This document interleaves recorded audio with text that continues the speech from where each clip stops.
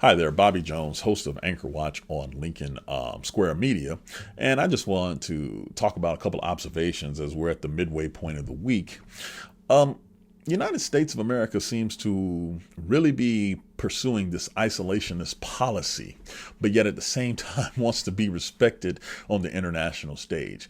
None of it really makes sense. So what I mean is Donald Trump yesterday talked about how he's mad at Vladimir Putin for continuing the airstrikes deep into Ukraine. And they are vicious airstrikes, make no mistake. However, from a man who bragged about how he was going to be able to end the Ukraine war on day one to now being totally ignored by his counterpart over in Russia, that's staggering. Staggering. Zelensky is meeting with German officials and EU officials as we speak to try to get more support to continue to fight in what I believe one of the most righteous wars we've seen in our lifetime. Donald Trump is just on the side yelling and screaming about how he's not being paid attention to. As a matter of fact, I would say the United States foreign policy right now has nothing to do with securing our allies. It has everything to do with denying people, whether it's the South African president coming to the White House and the blatant lies that were told in order to back an unbelievably unfair immigration policy for Afrikaners, or if it's the president not even talking about Gaza in the terms of how to stop the senseless slaughter. He just says it's bad. I've never seen someone who wants to be respected so much on an international stage, yet do so little when the time comes to act.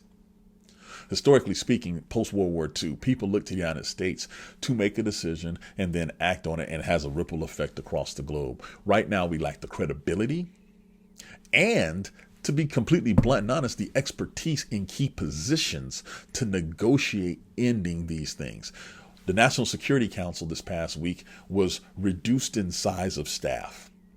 With all of this going on, it makes no sense to take subject matter experts, career subject matter experts, and kick them out of those roles while you're trying to negotiate peacefully with all of these various conflicts around the world, to include the Iran nuclear deal.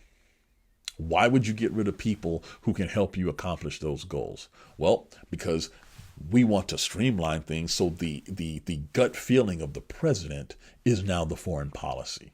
That makes no sense, and it's completely against what we have historically done in the post-World War II era, where we find career subject matter experts, people who are highly intelligent, who study these things and can give highly informed recommendations to the President of the United States and the rest of the National Security Council.